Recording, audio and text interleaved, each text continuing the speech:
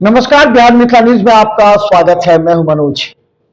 देखिए, राजनीति में जितने ईमानदारी और मेहनत से कोई कर्तव्य निष्ठा से अपने दल के प्रति विश्वास जताते हुए काम करता है, उसको उतने ही परिणाम के अनुसार, उसकी मेहनत के अनुसार कहा जाता है मजदूरी मिलना चाहिए, और ये सभी चाहते भी हैं।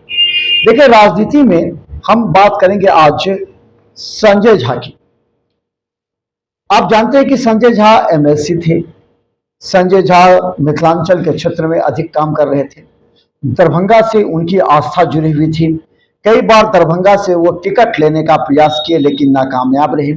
उस समय टिकट लेने के लिए कई उनके जो प्रतिद्वंदी थे। आज एक बड़ा सवाल तो ये निश्चित तौर पर उठ रहा है।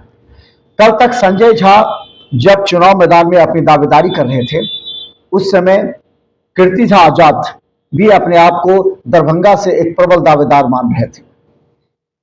उस समय चर्चा थी कि कीर्ति आजाद को टिकट मिलेगा। कीर्ति आजाद यहां से लेकर के दिल्ली तक प्रयासरत भी थे। इसके बाद कीर्ति आजाद चले गए आसनसोल या फिर दुर्गापुर, यानी कि पश्चिम बंगाल से उन्होंने चुनाव लड़ा। उसके बाद दूसरा नाम था मोहम्मद अली असरफ फातमी का। उन्होंने भी, याद होगा आपको, कई बार से अगर संजय झा और मोहम्मद अली असरफ फातमी के बीच थोड़ा सा अगर विद्वेष था तो वो था टिकट को लेकर के, क्योंकि सभी जानते थे संजय झा दरभंगा क्षेत्र में काम कर रहे हैं और टिकट की उनकी दावेदारी है, उनको वो सीट मिल सकता है। लेकिन उस समय मोहम्मद अली असरफ फातमी ने अपनी दावेदारी भी कर दी। उस समय मोहम्मद अली असरफ फातमी दरभंगा से चुनाव लड़ना चाहते थे।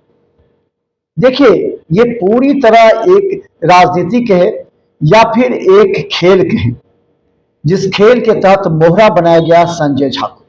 संजय झा बिहार सरकार में जल संसाधन मंत्री के रूप में उन्होंने विकास के जितने भी कार्य किए, वो दरभंगा ही नहीं बल्कि झंझारपुर, मधुबनी और साथ में अगर कहें तो बेगूसराय के सिमरिया घाट, अलावा गया, जल संसाधन मंत्री के रूप में बिहार के कई क्षेत्रों में उन्होंने विकास के काम किए। लेकिन जब टिकट की बारी आती है तो उन्हें हाशिए पर रख दिया जाता है। यह सबसे बड़ी विडंबना कहिए या फिर उनके कहिए कि भाग्य जो उनका साथ नहीं दे पा रही है। एमएलसी बने, मंत्री बने।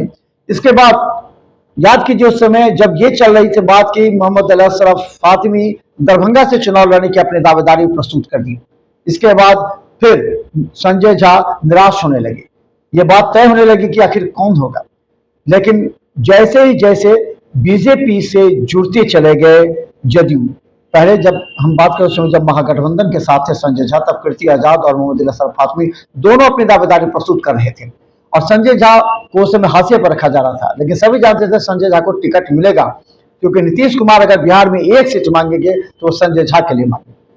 लेकिन उस समय कीर्ति आजाद चले गए पश्चिम बंगाल। मोहम्मद अली असरफ फातमी भी दावेदारी प्रस्तुत कर रहे थे। लेकिन जैसे बीजेपी के साथ जदयू जुड़ गई तो संजय झा की बात होने लगी, अब वो चले आएंगे बीजेपी के साथ दरभंगा में टिकट ले सकते, ये संभावना जताई जा रही थी।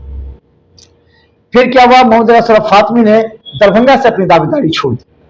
इसके बाद वो मधुबनी की दावेदारी प्रस्तुत कर ली। अब समझिए, एक समय था जब दोनों कीर्ति आजाद और मोहम्मद अली असरफ फातमी दोनों दरभंगा के दावेदार थे, तब जब संजय झा भी एक दावेदार थे। लेकिन संजय झा उसके बाद राज्यसभा चले गए। जब देखे कि दोनों दावेदार मैदान से हट गए तो उन्हें बना दिया गया, क्योंकि भारतीय जनता पार्टी ने भी यहाँ अपनी सीट नहीं छोड़ी। इससे संजय झा को नीतीश कुमार ने राज्यसभा का सांसद बना दिया। इसके बाद यह चर्चा होने लगी कि राज्यसभा के सांसद होने के बाद अगर मंत्रिमंडल का गठन होता है, भाजपा की सरकार बनती है एनडीए की, तो नीतीश कुमार पहला मंत्रिमंडल अगर मांगेंगे तो वो संजय झा के मांगे। ये बात भी क्यास चल रही थी और सभी जानते थे बीजेपी और जदयू के गठजोड़ के मुख्य कड़ी अगर कोई है तो वो थे संजय झा। लेकिन मंत्रिमंडल का गठन हो गया। मंत्रिमंडल के गठन से पहले ये बात चल रही थी कि संजय झा को भी बना, ललन सिंह, संजय झा, फिर ये बात हुई कि और उनके साथ कई लोग, गिरिराज सिंह हो, नित्यानंद राय हो, फिर बाद में कि रामनाथ ठाकुर हो। तो लेकिन संजय झा का नाम जिस दिन मंत्रिमंडल का गठन हो रहा था, उस समय संजय झा नीतीश कुमार के साथ बैठे हुए थे बगल में। शांत भाव से नीतीश कुमार भी बैठे थे और संजय झा भी बैठे थे। उस समय ये जो कयास था वो बंद हो गया कि अब संजय झा को शायद मंत्रिमंडल ना मिले, क्योंकि जिन लोगों को पीएमओ से फोन गया था उसमें संजय झा को फोन नहीं गया। जदयू से केवल 2 सांसद के रूप में कहा जाए तो ललन सिंह और एक रामनाथ ठाकुर, 2 लोगों को दिया गया। तो ये बिहार के राजनीति में होने वाले 2025 के विधानसभा चुनाव को लेकर के परिप्रेक्ष्य में देखा जा रहा है। लेकिन संजय झा के मंत्री नहीं बनने के बाद मिथिलांचल में लोगों में निराशा है, इसलिए कि संजय झा एक बार चुनाव नहीं जीत पाए। इसलिए नहीं जीत पाए कि उन्हें किसी पार्टी ने या किसी गठबंधन ने उन्हें टिकट नहीं दी, जबकि नीतीश कुमार के सबसे नजदीक रहने के बाद, नीतीश कुमार की लगातार 15 वर्षों से बिहार में सरकार रहने के बाद भी, चाहे वो राजद के साथ रहो या बीजेपी के साथ रहो, संजय झा को किसी दल ने भी टिकट नहीं दी। अंत में उन्हें एमएलसी या फिर राज्यसभा बनाना पड़ा। राज्यसभा में भी वो क्षेत्र के विकास के लिए मंत्री पद की बात हुई तो मंत्री पद उन्हें नहीं मिला, जिससे मिथिलांचल में निराशा का भाव। अब सवाल यह है कि क्या संजय झा के भाग्य में जनता का सीधा प्रतिनिधित्व नहीं था? क्या संजय झा जनता के लिए प्रतिनिधित्व नहीं किए फिर भी उन्होंने विकास के काम किए? ये सभी जानते हैं। उनके अपने प्रयास से कई कार्य हुए और ये भी बात तय माना जा रहा है कि सूत्र बता रहे हैं कि अगर संजय झा को मंत्रिमंडल नहीं भी मिलता है तो भी वो मिथिलांचल के क्षेत्र में सक्रिय भूमिका निभाकर वो विकास के काम को आगे बढ़ाएंगे, चाहे वो एयरपोर्ट का मामला हो, चाहे एम्स का मामला हो, या फिर अलग कई ऐसे मामले हैं जो कि केंद्र और राज्य सरकार के बीच फंसते हुए रहते हैं। ऐसे तमाम मुद्दों को संजय झा जनता के बीच लाएंगे और नीतीश कुमार हो सकता है कि बिहार के आने वाले लोग विधानसभा चुनाव की रणनीति के तहत वो खामोश हों, लेकिन यह भी बताया जा रहा है कि एक और मंत्रिमंडल राज्य अगर कहा जाए तो अगर राज्य मंत्री के रूप में अगर होगा तो उसमें एक मंत्री पद संजय झा को आने वाले समय में जब मंत्रिमंडल का विस्तार होगा उससे मिल सकता है।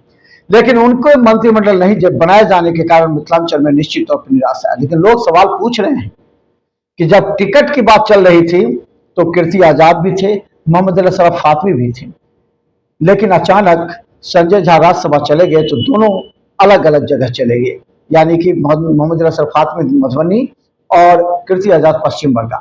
लेकिन जब तक संजय झा थे तब तक दोनों की दावेदारी थी। ऐसा राजनीति में होता आया। प्रतिद्वंद्विता निश्चित तौर पर हावी हो जाती है किसी के व्यक्तित्व पर, किसी की राजनीति पर, किसी के दल पर। देखते रहिए बिहार में न्यूज़। यूट्यूब में भी सब्सक्राइब कीजिए और सिटी केबल और जीटीपीएल पर 24 घंटे हम मौजूद।